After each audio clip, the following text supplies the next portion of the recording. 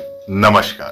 कहानियां पॉडकास्ट के 9th episode में आप सबका स्वागत है। आज की हमारी कहानी दीपक नाम के रियल एस्टेट एजेंट की है। इंदौर शहर में दीपक सारस्वत नाम का एक युवक रहता था।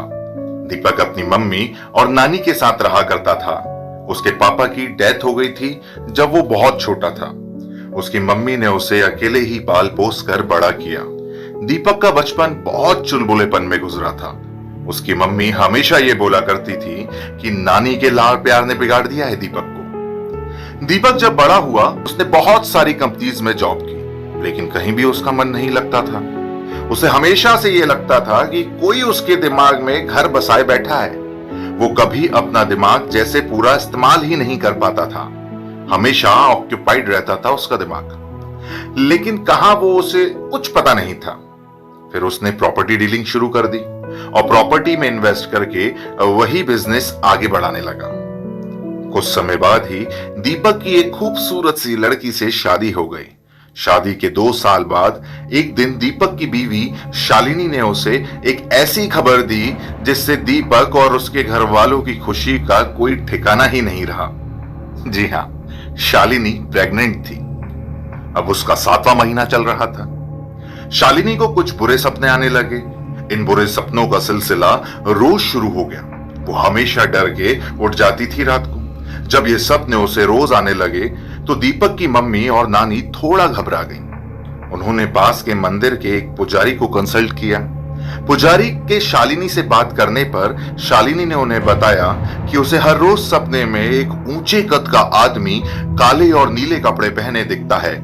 उस सपने में वो अपनी नवजात बेटी के साथ एक चबूतरे पे बैठी रहती है, एक आम के पेड़ के पास, और वो आदमी आके उसकी बेटी को छीन के ले जाता है।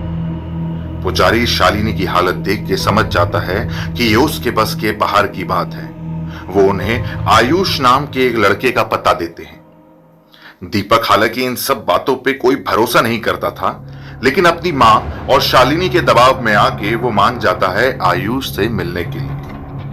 आयुष के घर का एक कमरा थोड़ा अनोखा सा था। उस कमरे में ना कोई खिड़की थी और हर दीवार का रंग काला था, और साथ ही जमीन पर लोहे की जंजीरें पड़ी हुई थी, वो भी जंग लगी हुई। आयुष ने उन्हें बैठने बोला और कुछ सरसों के तेल के दिए जलाए और थोड़ी ही देर में बोला, आपके पेट में एक लड़की है। दीपक की नानी की मां ने एक आदमी के साथ गलत व्यवहार किया, जिसके कारण उसने अपनी जान गंवा दी। उसी अपमान का बदला लेने उस आदमी की आत्मा अभी तक भटक रही है। उसने कोशिश की सरस्वती यानी कि दीपक की नानी से बदला लेने की, लेकिन वो असफल रहा, क्योंकि सरस्वती के पिताजी ने उस आदमी की रूह के श्राप को रोकने के लिए पूजा सिद्धि करवा के बांध दिया था। लेकिन शालिनी की पेट में पल रही बच्ची तीसरी जनरेशन की है, तो उस सिद्ध पूजा का प्रभाव थोड़ा कम हो चुका है और उस आत्मा की ताकत बढ़ चुकी है।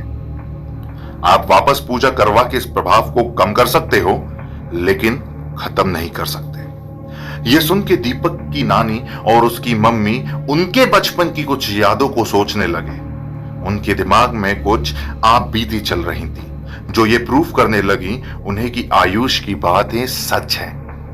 आयुष से शालिनी ने पूछा कि इसका हल क्या है, जिस पर आयुष ने उनके परिवार को उस रूह से अपने पूर्वजों के लिए माफी मांगने को कहा।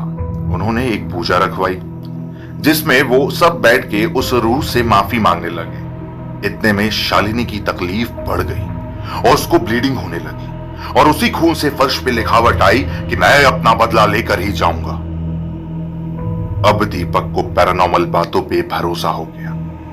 वो उस समय कुछ भी करके अपनी बीवी को बचाना चाहता था, लेकिन उस समय वो सिर्फ और सिर्फ हेल्पलेस था। चारों तरफ से खिड़कियां बज रही, एक अजीब सी दहाड़ थी माहौल में। सारे फर्नीचर अपनी जगह से हिलने लगे जैसे भूकंप आ रहा हो। सब काफी डरे हुए थे। इतने में दीपक की नानी ने कहा, अगर तुम बदला लेना ही है तो मुझसे लो, मेरे बच्चों को बख्श दो, मैं खुशी खुशी तुम्हारी सारी बातें मानूंगी। इसके कुछ सेकंड बाद ही मचा हुआ हड़कंप शांत हो गया। शालिनी की नॉर्मल डिलीवरी हुई। लेकिन शालिनी की कोख से उस बच्ची का जन्म होते ही दीपक की नानी कोमा में चली गई और आज कुछ सालों पहले कोमा में ही उनकी मौत हो गई। तो ये थी हमारी आज की कहानी श्राप। कैसी लगी कमेंट्स में जरूर बताएं, वीडियो को लाइक करें, शेयर करें और ऐसी और कहानियां सुनने के लिए हमारे चैनल कहानियां पॉडकास्ट को सब्सक्राइब करें, बेल आइकन दबाएं। धन्यवाद।